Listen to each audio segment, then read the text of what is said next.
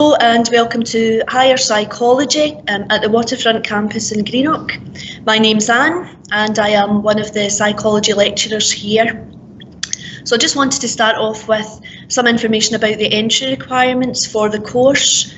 Traditionally, this course is aimed at 6 years because SQA kind of recommend that you have a pass in higher English, grades A to C, because of the level of academic discipline of the higher psychology course.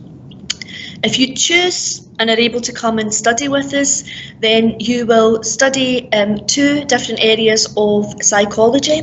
So we've split them into units for you. The first unit is individual behaviour, and the focus for this unit is on how individuals kind of operate in terms of what motivates them internally. So in order really to prepare you for university, SQA are looking at a breadth within the kinds of areas that you're exposed to. So using the topic of sleep and dreams, you will be looking at biological psychology, really looking at the impact of the brain on different stages of sleep and how brain activity in different stages of sleep can lead to particular behaviours. For example, an explanation of talking in our sleep or even sleepwalking. We also look in the sleep and dreams topic at cognitive psychology. So we're looking at how sleep helps us to process information that we've taken in during the day.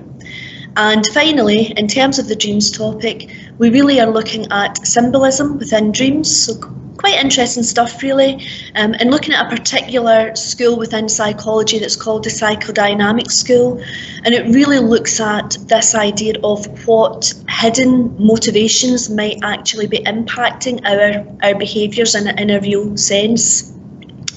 The second unit that we look at is social behaviour.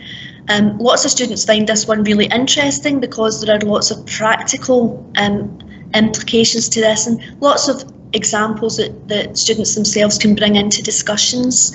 And the two areas of this topic are conformity and obedience. So we're really looking at social influence here, how we behave in groups, how people within those groups can actually influence our behaviour, and that would be a conformity aspect. And in terms of obedience, we're really focusing on authority figures. Who are authority figures? Why is it that we as individuals will often bow to the orders and actually obey the orders that are given to us by particular people that we may think have got the ability to reward us or to punish us? That would be one motivation for obeying an authority figure's orders.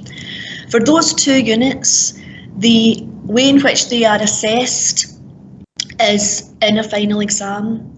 So you will have an exam. At the minute, the exam has been reduced to 2 hours.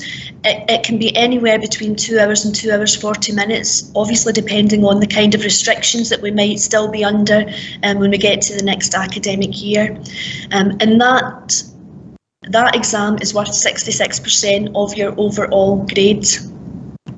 The final part that will give you the other 33% of your mark is a research assignment.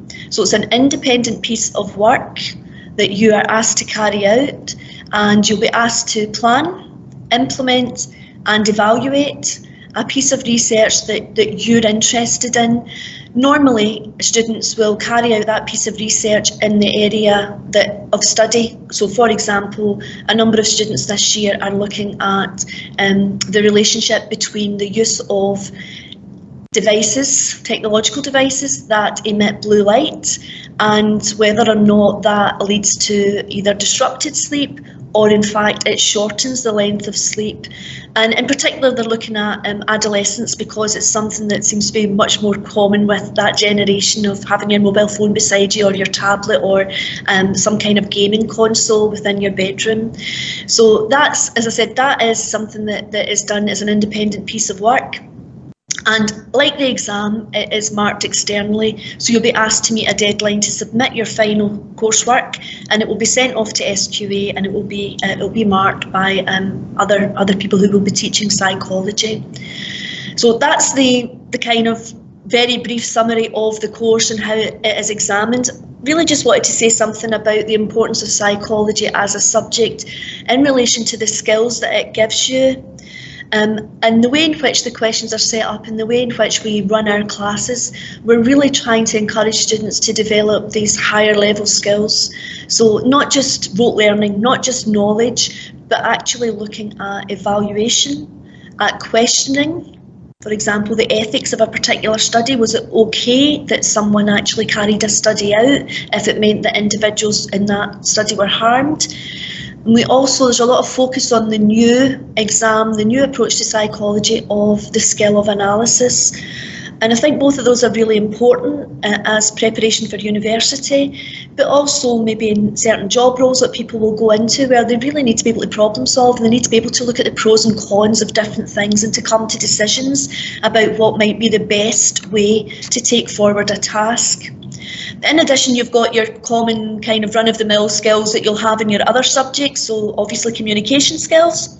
The report itself is set out as a proper standardised laboratory report within psychology, so you have to be aware of how you would lay that out and how you would actually communicate that to the external marker. But also it's really important, I think, that people develop their oral skills and make a contribution to class discussions, and that's very much encouraged within the study of psychology at the Waterfront campus.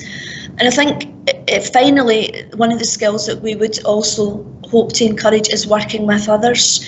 So to work collaboratively with other people within your class, but also when you are asked to go and participate in coursework, you are going to be sent out to talk to people and collect data from people, and it's really important then that you're able to communicate in an effective manner, but also work with participants to collect the most relevant data that you can from them so that you are able to produce a really good piece of coursework.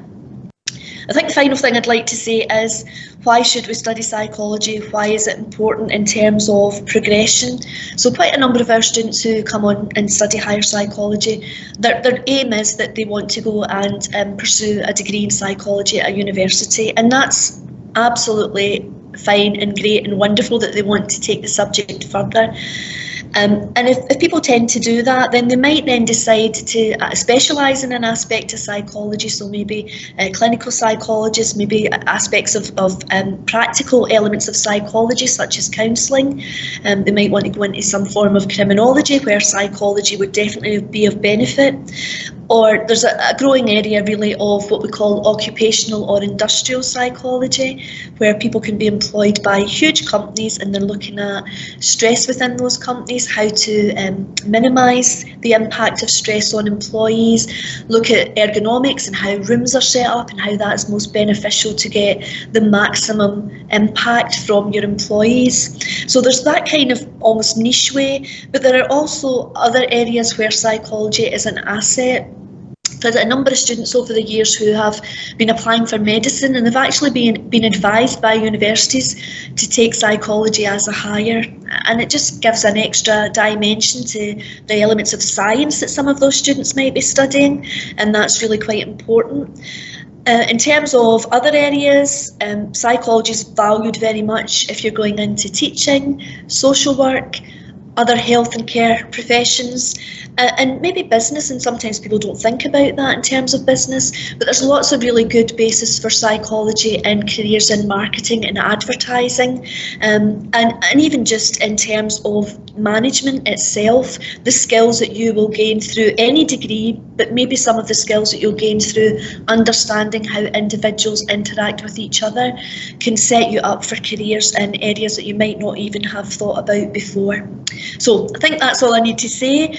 If you have any further questions, then Sandra Gardner is our liaison person, and I'm sure if you contacted her or through your own head of 6 years within the schools, any questions that you wanted answered, I'm sure we could get them back to you in plenty of time for you to make a decision as to whether or not you would like to come to the Waterfront and study higher psychology with us.